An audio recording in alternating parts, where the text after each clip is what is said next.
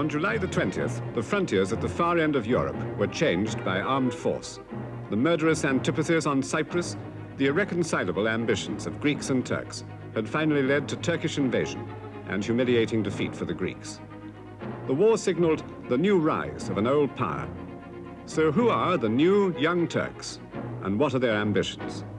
Panorama tonight comes from Turkey.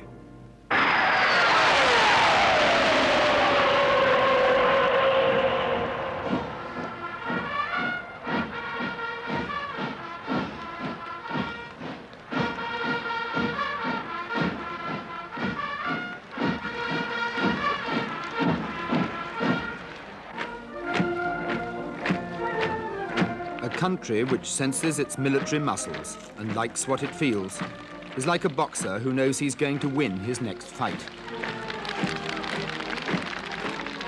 Turkey at the moment is such a country. For half a millennium, Turkey was one of the world's great empires and always a military nation.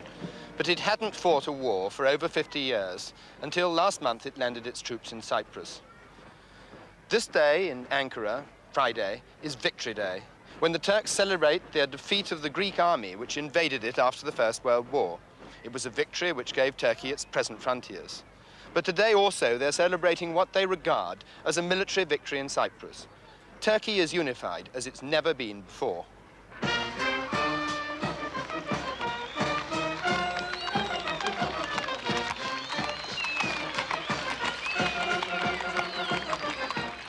Turkey's armed forces have nearly 500,000 men. The cavalry are a concession to ceremonial, but the rest of the Turkish army is a real modern fighting force. The heirs of the Ottoman Empire, of its crack imperial guard, the Janissaries, and the fierce men from Asia Minor who once carried Turkish rule through most of the Mediterranean, the Balkans, and to the gates of Vienna itself.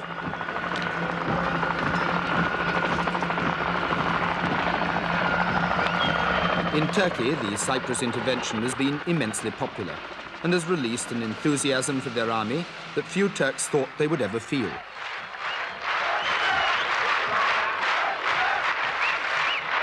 This display of grim-faced militarism and might, when put against the helplessness, the virtual lack of defense of Greek Cyprus, seems much too self-congratulatory.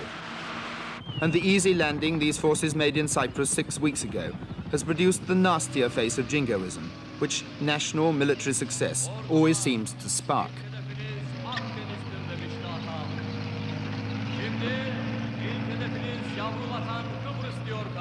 This popular song celebrating the war is on sale on the streets as a record.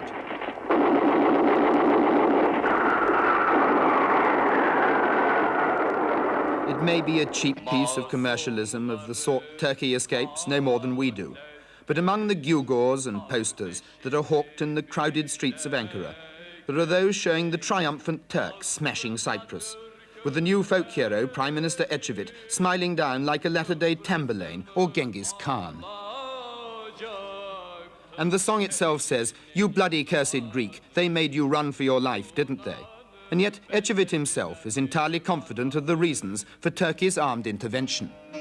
The coup initiated by the military regime in Athens and brought Mr. Sampson to power had heralded a new era of terrorism, massacres and anarchy or chaos on the island, and we were sure that that would be the end of the independent state of Cyprus, a de facto enosis, even if the name were not to be uttered, and new massacres against the Turkish people.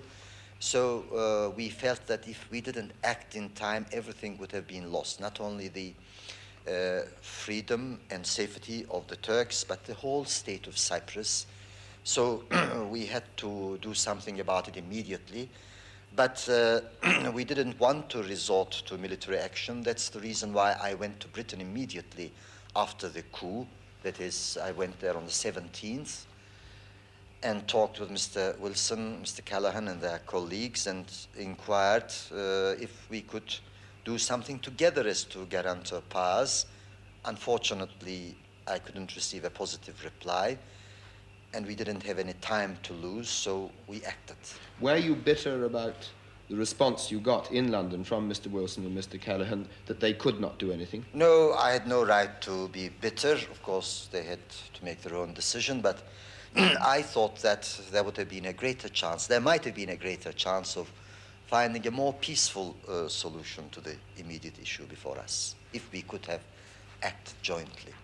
Whatever the justification of the original landing, you in Turkey lost a lot of world sympathy with the breakdown of the Geneva Conference. There you were negotiating, but you issued an ultimatum. You were asked for just 36 hours to consider it. A question of peace or war, and you would not give it. You went back to war. Yes. What remote justification was there for not giving the 36 hours? Well, we had several reasons and justifications. One is that even in the beginning of this second round of Geneva talks, we had told the British, Greece, and the island Greeks about our suggestions. It wasn't something new that they learned on the sixth day of the conference. And it was obvious that our proposal would not be acceptable to the Greeks. We were also sure that they were trying to gain time, because after the change of regime in Athens, which we really welcome in Turkey, the Greek government had become aware that they were quickly regaining prestige in the international world, and they thought that if they had time, they could give the things the direction they wished in the diplomatic field.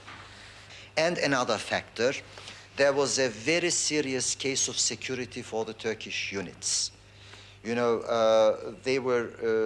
large units were squeezed in a very small part of the island, and they were exposed to all sorts of dangers. But you had complete military predominance.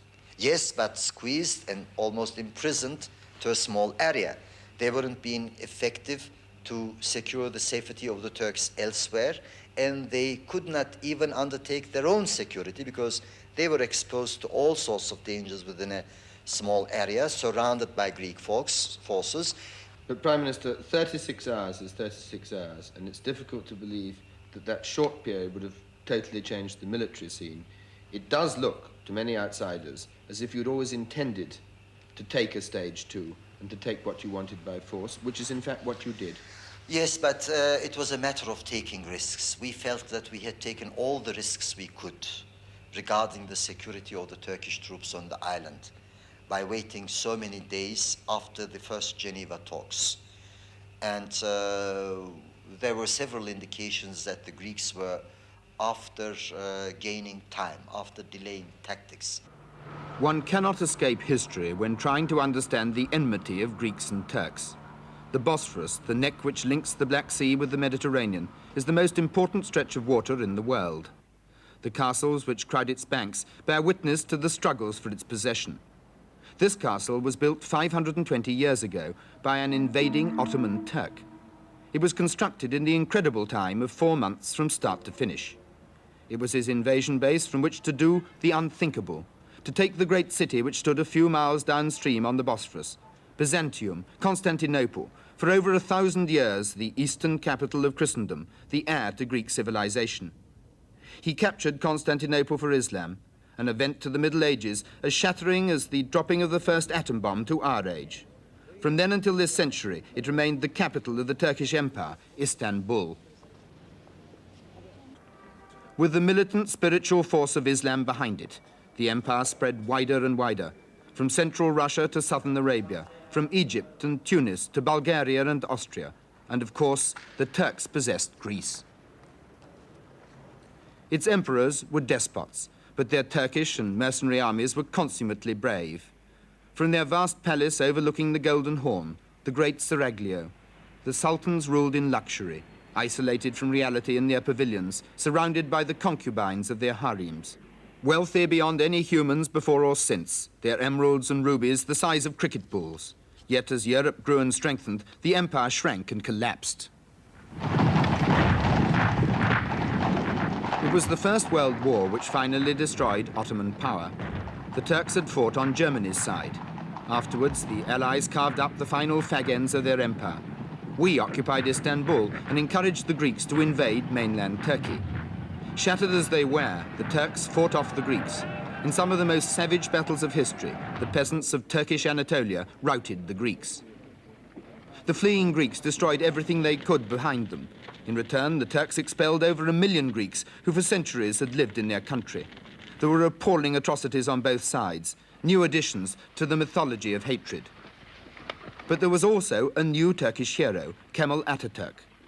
Atatürk was the officer who won the only major Turkish victory of the Great War at Gallipoli against the British.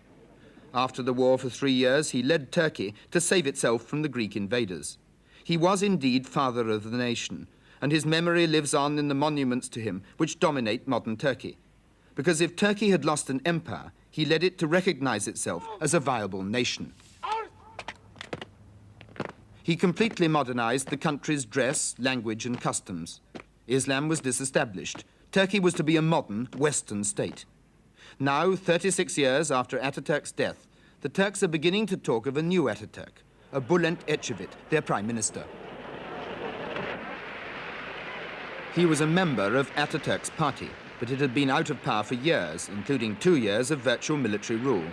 Until last October, he won the largest number of seats in a genuinely free election.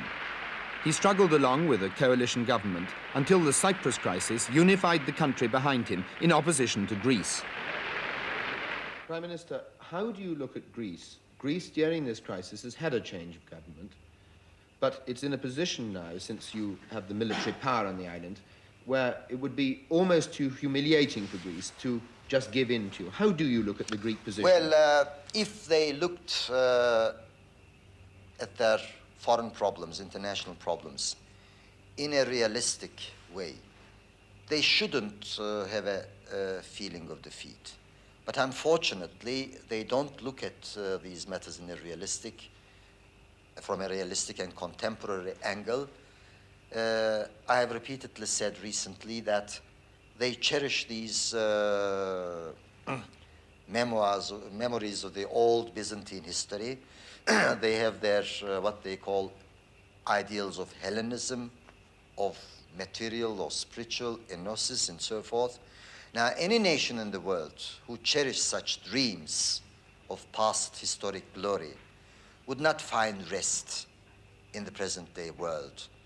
I gave the example the other day. Suppose Turkey, which has had a much more recent history of an empire, had similar dreams of annexing the old territories. Where would Turkey have ended today? We would have been on very bad terms with all our neighbors. Suppose, take Britain. Suppose the British wanted to revive, to restore their empire. Where would they have ended in the present-day world? I think that if the Greeks realize the necessities of the age we are all living in and appreciate that this is not the age of restoring empires, but this is the age where all empires have to end, are ending, then they could come to terms with our present-day world, with the realities of the region, and they could accommodate themselves to friendship with Turkey. After all, Mr. Mavros himself said recently that Greece and Turkey are condemned to live in friendship. Istanbul is cosmopolitan, bustling, an entrepot, a marketplace. The Golden Horn is the tongue of water stretching into the city, where for thousands of years Greeks, Romans, and then Turks have watched the world's trade pass from east to west.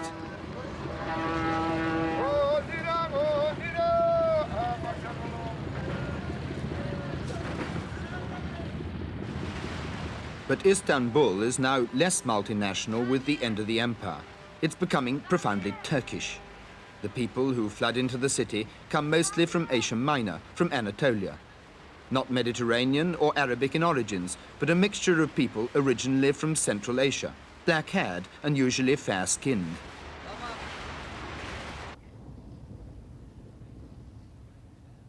They come from the great bare steppes and mountains of the Turkish peninsula. A hard place, the poorest nation in Europe. Its villages spread out over a vast, inaccessible land mass that is the bridge to Persia and southern Russia. slowly modernizing, but the horse is more common than the tractor, the oil lamp than electricity, where illiteracy is nearly 50%. A land from which 500,000 men go each year to Germany to find work, the famous Gastarbeiter or guest workers, whose remittances of $1.5 billion a year are by far and away Turkey's biggest export earning. A land still in part sleeping.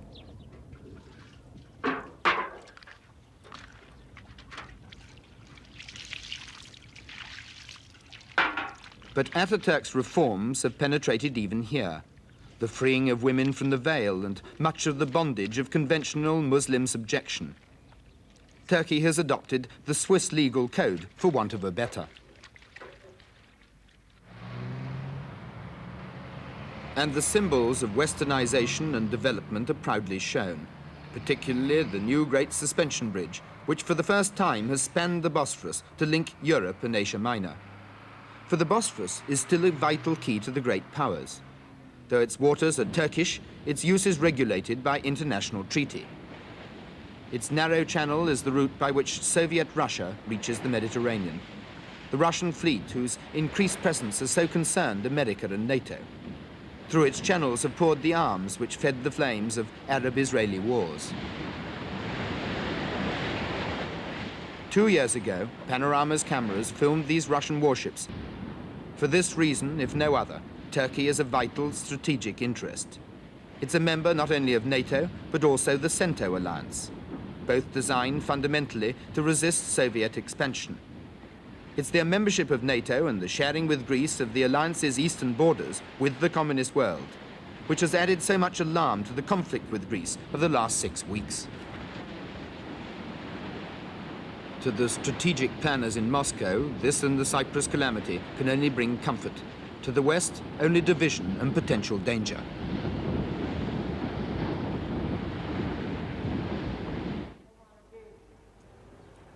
Turkey's membership of NATO has brought with it massive military aid from that universal provider, the United States. This is a main fighter-bomber base in the center of Anatolia. The planes are American starfighters.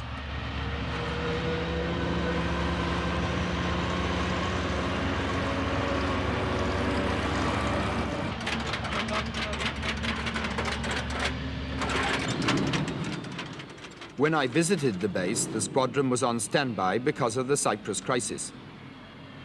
The planes were being loaded with bullets, napalm and bombs for an exercise on the target range.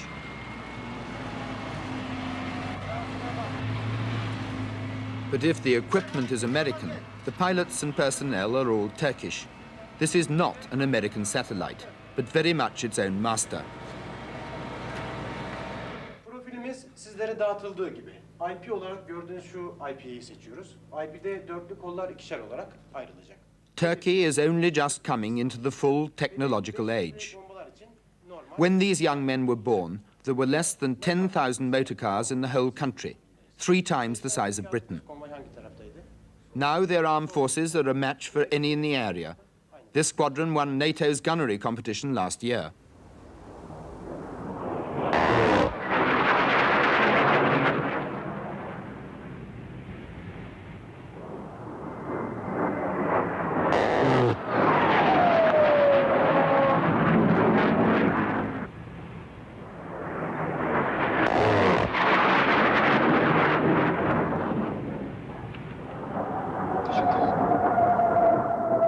The far left in Turkey is predictably anti-NATO, yet even for them there's little opposition to the strength of Turkey's forces. Even the Marxists are nationalists and support the Cyprus intervention.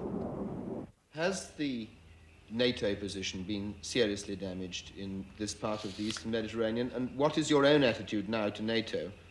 Well, we could, Turco-Greek cooperation within NATO, which was the basis of the southeast flank of NATO, had not been operating for some time in any case, in spite of ourselves.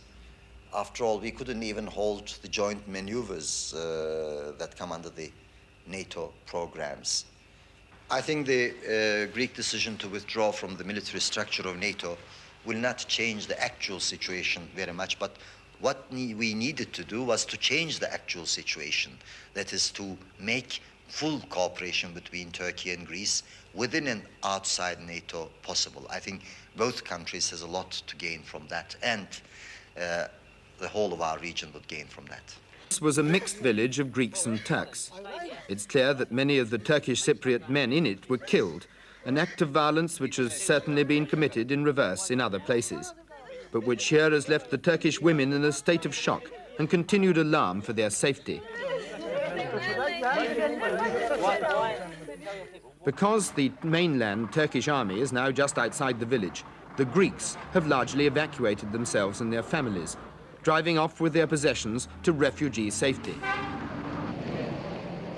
But the Turks have been unable to move because the Greek National Guard still has its men in the village and won't let them go. It keeps the road closed that would let them escape to join up with the Turkish army. 2 British soldiers of the UN force are trying to mediate. The life of the Turkish in this village. You can guarantee the lives of the Turks? Yes, yes. How can you guarantee? The Turkish are in this village from a month. You can ask to the Turkish if you have any... But if you say you can guarantee them, why are they so unhappy here? The Turkish? I think they are happy. I think so. I'd say the opposite myself. When they're crying, that's happy.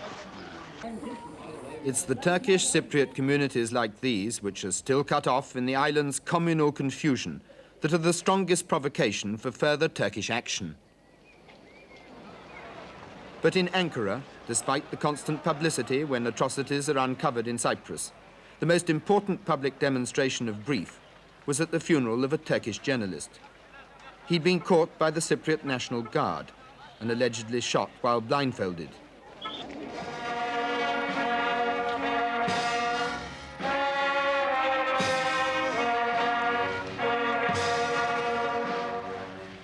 This death appears to have shocked the Turkish capital more than any other. He was given virtually a state funeral.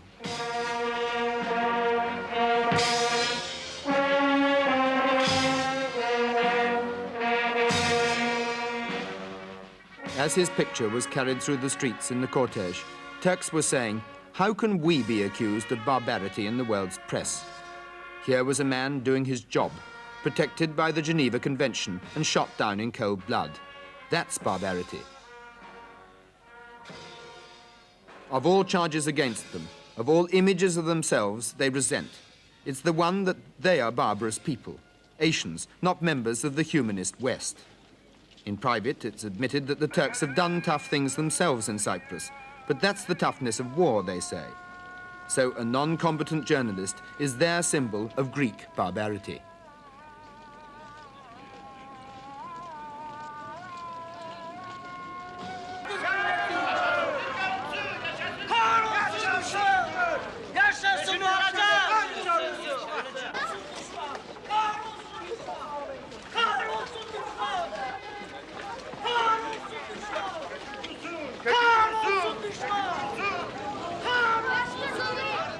To the mosque came virtually every member of the cabinet. When Mr. Ecevit arrived and walked in to pay his respects, the crowd started to applaud their new hero. Ecevit himself was a journalist and he has a flair for publicity. On this occasion, he would have none of it, but his capacity for communication with his people is exceptional, and it's in his hands that much of the hope for a settlement rests. Prime Minister, I can't ask you to negotiate in public, but are you prepared to say that Turkey is prepared to give up part of the territory it now holds as part of a settlement? Well, I have said several times that the demarcation of the Turkish Cypriot control area is negotiable within reasonable bounds. It's obvious what I mean by this, but I use the term negotiable. So we should first start negotiating, and we will put this matter on the table. That's all that I can say. And I have also said that if sufficient security measures, particularly for the Turks living outside the Turkish-controlled area, are taken, which is that they should be allowed to migrate to the Turkish-controlled area if they wish. Once this is secured, we could start the phased reduction of the Turkish forces on the island, even without waiting for the start of the negotiations. Looking at Cyprus now, Prime Minister, there's no doubt that the areas that your troops have taken are economically the best bits of Cyprus. And they've taken them so firmly that you do have virtually effective partition. Is this a fair comment, that the rest of Cyprus that is left, Greek Cyprus, is virtually impossible to run as a viable economy? Well, I don't think so. After all, they can still have industry and touristic industries flourish. But you have Famagusta and Kyrenia, which are the two main places. Yes, but this was not done for economic purposes, but that was the most convenient part of the island to have under our control geographically, considering Turkey's proximity to that part of the land.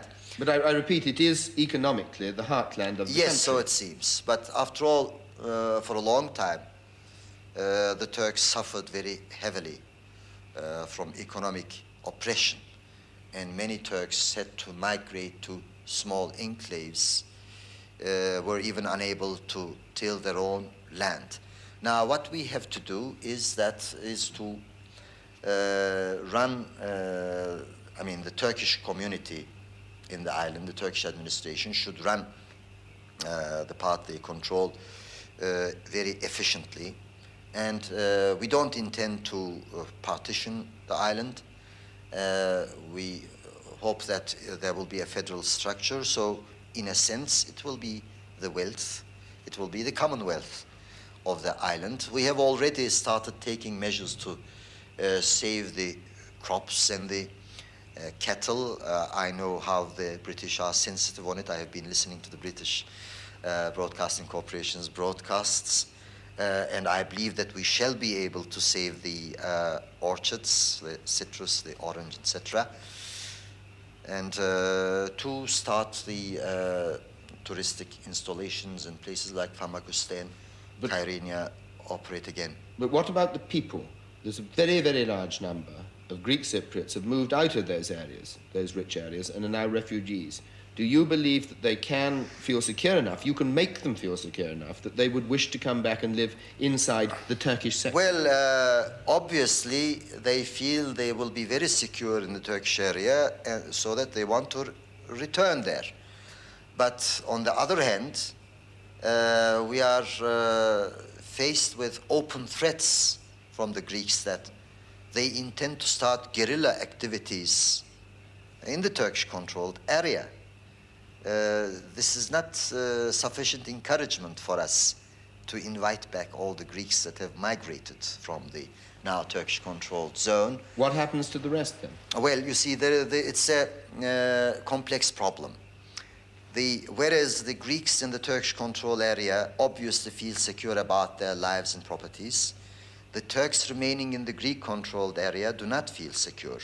Most of them are still held as hostages. They can't return to their enclaves, to their lands. We believe that they should be given the chance of a safe passage to the Turkish-controlled area if they wish to do so. So we need room for these Turks in the Turkish-controlled area. Which means there won't be room for the Greeks to return. We don't know how much room there will be left for the Greeks to return.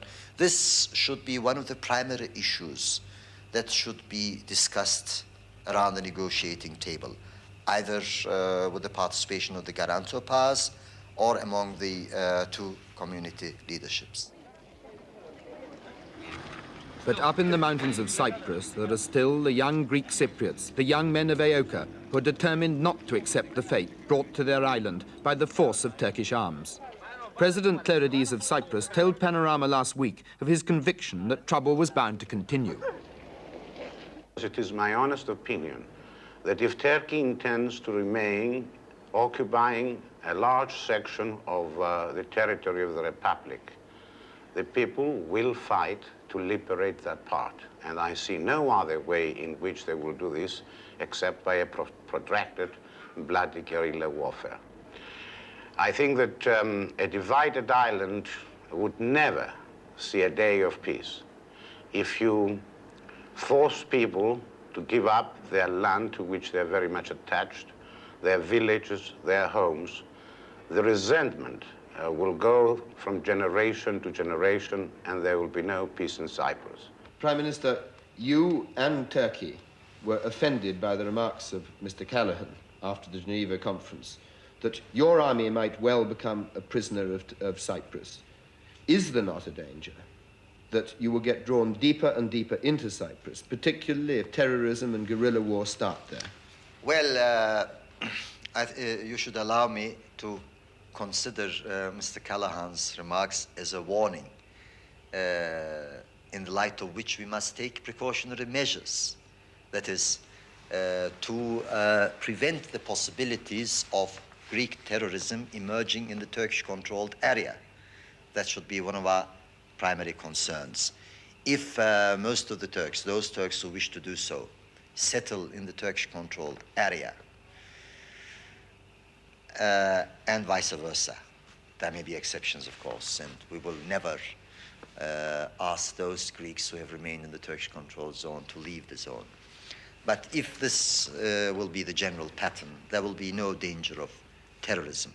And again, if you allow me to say so, the British position in the 50s was entirely different. You see, Britain was inevitably considered as an outsider, whereas the Turks on the island are not outsiders. It's their land also, and what they want to do is to live more safely and freely in their own motherland. So the situations are very different. And let me say, without sounding aggressive, that I don't think we will let terrorism emerge in the Turkish-controlled zone. Despite the accessibility and frankness of Mr. Ecevit, no one should underestimate how strongly the Turks feel about Cyprus and how tough they intend to be. They're sure they were right to put their troops in, and also that what they've done since was both correct and justified. They're prepared to negotiate, but they're not prepared to give up their basic point. How far they're going to get drawn into the quagmire of communal tension in Cyprus, deeper and deeper, they don't know. But they do know that geography is on their side and that they have the strength in Cyprus. And they're extremely determined.